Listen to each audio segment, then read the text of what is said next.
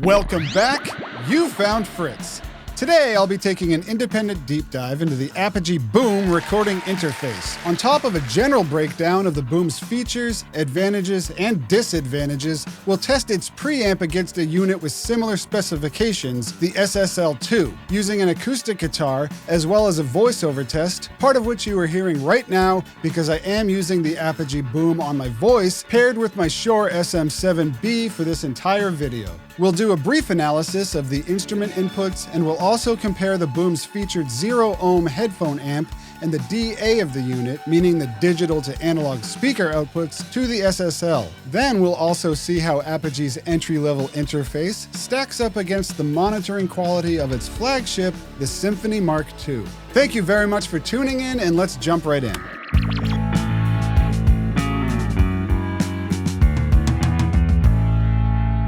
So out of the box, we've got some warranty information and a get started card with a link for the included software and to register for updates. The software download and registration is very straightforward, and there's no hiccups on either Mac or Windows. On the DAW side of things, the Apogee comes with a light version of Ableton Live, which is limited to 8 tracks, and that's just fine for those of us just dipping our toes into the recording world, but it is something that you will outgrow. Also included is Apogee's free soft limit plugin, a coupon for 50% off any Apogee plugin or plugin bundle, and there's also a trial included for Neural DSP, which is a guitar amp modeling company, but like I said, it's only a trial. On top of that, the Boom comes with Apogee's ECS channel strip, which invites the user to apply EQ, compression, and saturation on the way in while recording. However, it's only available to use with the Boom's internal DSP, making it unavailable as a separate plugin for mixing purposes. I understand Apogee's reasons for doing this. After all, they don't want to devalue their software.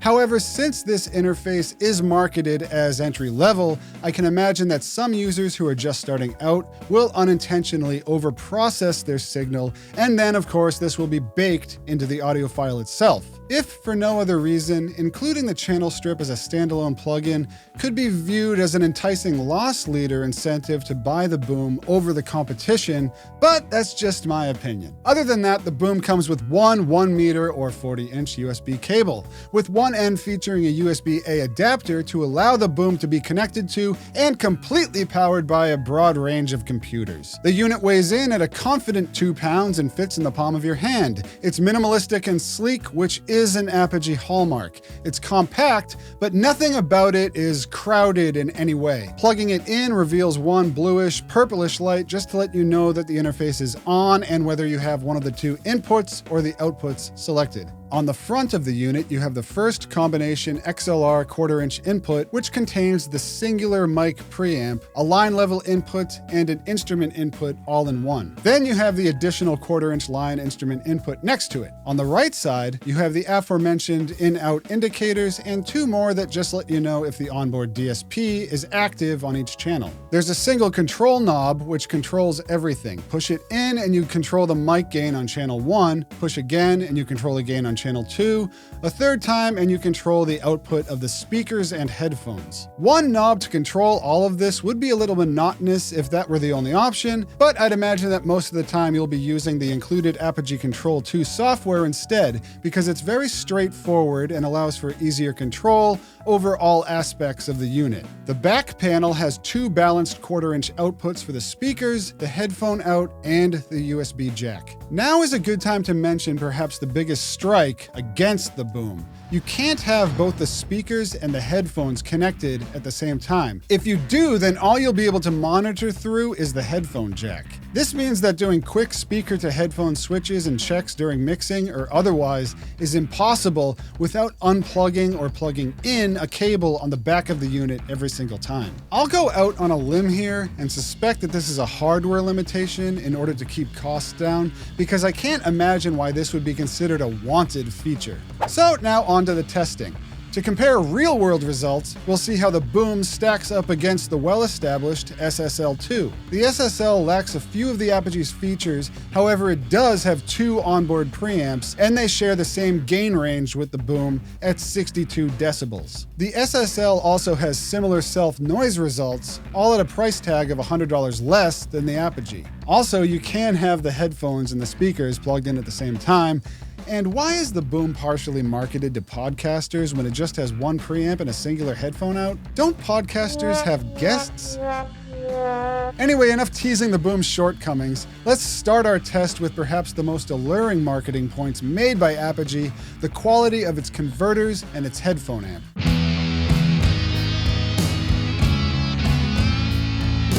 The Boom's specifications on paper are impressive, and it sets it firmly at the top tier of its class. The same average volume playback level will be used for each interface using studio monitors and headphones, as well as songs that I know very well. And now, since it's impossible to communicate a test like this through video, and to avoid copyright infringement, let's skip ahead to the results. So first, let's focus on the comparison between the DA converters and the headphone amps on the SSL and the Boom, and then we'll compare the Boom to the Symphony. Coming through the studio monitors, the Apogee is slightly less cramped in the mid to upper mid-range. There's also a noticeable opening up, or bloom, in both the low and the high end when compared to the SSL that doesn't sound misleading or fabricated, like there's some kind of system-wide EQ over the whole mix. It's just more revealing and nuanced. One note to take into consideration, the distinctions between the SSL and the Boom are not night and day, but nonetheless they will translate into longer mixing sessions without ear fatigue and potentially lead to more transparent results. Apogee separate themselves from the competition through the use of their own analog to digital and digital to analog converters. And for those who are new, conversion systems and their initial anti-aliasing filters are what Apogee has built their name on since 1985. Most interfaces in this price range rely on hardware codecs or chips made by ESS, Cirrus Logic, and AKM, to name the most prominent. The SSL in particular uses a codec made by AKM. A hardware codec translates to coder and decoder and is basically an AD and a DA all together on one chip. Apogee often highlight the use of separate parts for all aspects of their conversion, and the Boom uses the same family of components as the more expensive Apogee Duet 3. Something else that the Boom features in the forefront of its marketing is the 0 ohm headphone amp. In simple language, 0 ohm means that if you have a pair of headphones with a higher impedance, like many mixing headphones have, then you can rest assured that you'll be able to properly drive them. Using a lower quality amp results in a loss of loudness and other performance-related issues. So in my listening test, I have 2 pairs of headphones on hand. I skipped the standard range, which is around 30 ohms, because even a phone can properly drive those. Instead, I chose the Sony MDR7506s, which at 63 ohms lives in the middle of the road when it comes to impedance. And then I also used a pair of Sennheiser HD600s, which have a higher impedance at 300 ohms. I'm most curious to see how much better the Boom drives the Sennheisers in particular when comparing it to the SSL, since these are high impedance headphones. And if the SSL has a lower quality headphone amp, then it should produce at least lower output or maybe some other unexpected results as well.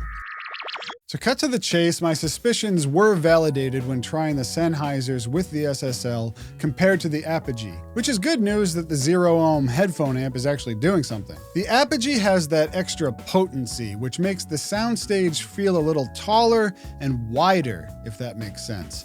And there's also a hair more upper mid-range detail exposed by the Boom.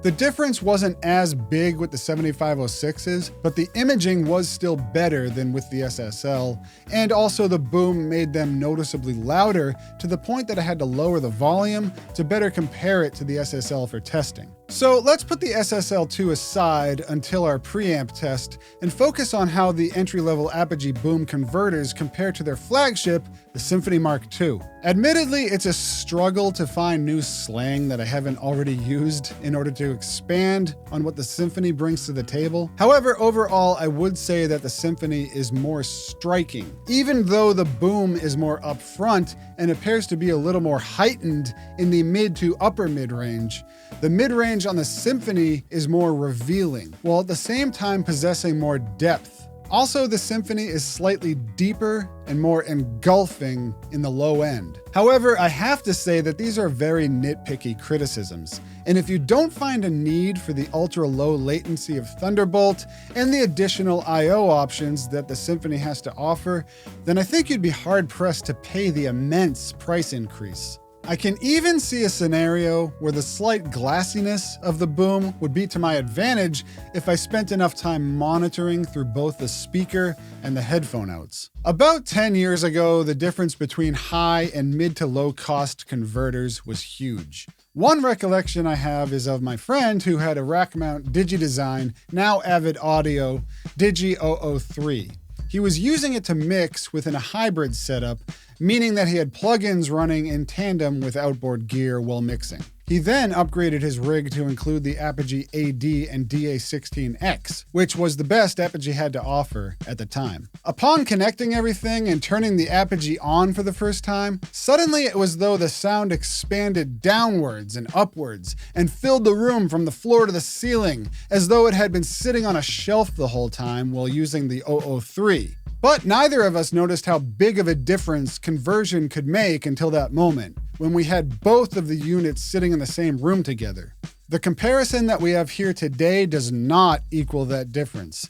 In 2022, over say 10 to 15 years ago, we're now at a greater point of diminishing returns over monetary investment, in my opinion. Comparisons are less obvious and are now more nuanced.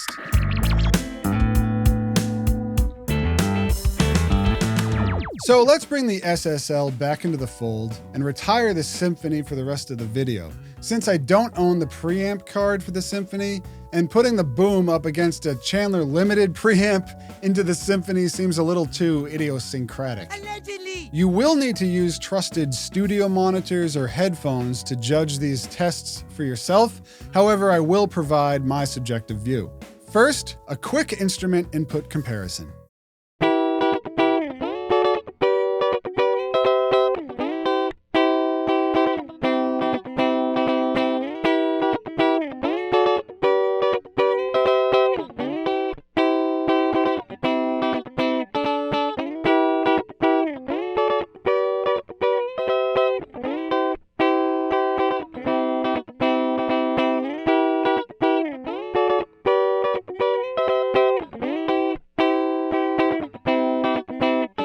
In my view, the Boom is nice and it may work better on a different source, but I actually prefer the instrument input on the SSL on guitar.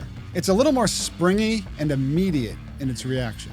For part 2 of the preamp test, the first part being the voiceover that you've heard for this entire video, the Slate Digital ML1 microphone is used on my Takamine acoustic guitar with no processing. Even though I was tempted to EQ out some of the unavoidable aspects of recording in a small, untreated room, I have left the recordings raw. The microphone itself is positioned at the 12th fret, about 9 inches away from the guitar, and aimed at the sound hole.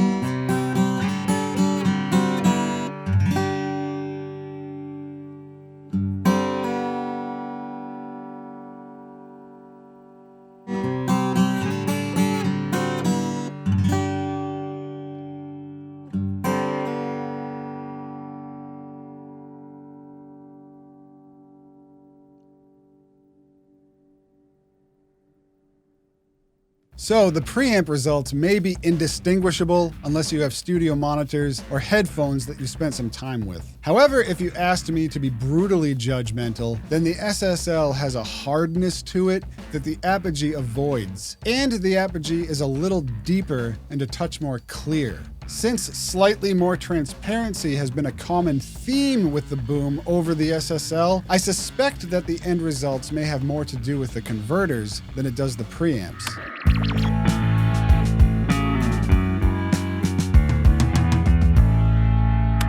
So in the end, I gotta say that the SSL is a very good interface for its price. I am continually surprised by the quality you can get for just $200. And if that's all I had to spend and needed the extra preamp, then it would be a no-brainer. However, even though the Apogee Boom costs $100 more, has a trade-off of a few features, as well as a few peculiarities, it's clear where Apogee put the lion's share of their effort, into the clarity or transparency of its monitoring and overall conversion. Even though the physical interplay between the speaker and headphone outputs could have been implemented better, the marketing towards podcasters is questionable unless they never intend on having a guest, and the limitation on the channel strip is an interesting choice. Even though all of these things, the Boom really does live up to the Apogee name. And with that, I really hope that this video helped, or at least entertained you in some way. And if it has, then please give it a like and subscribe to the channel for more stuff. There is a link in the description to the Apogee Boom if I've helped you make a choice and you'd like to help the channel out a little bit. And while you're here, maybe check out some of the other videos that Fritz Music Creation has to offer. Thank you very much, and I'll see you next time.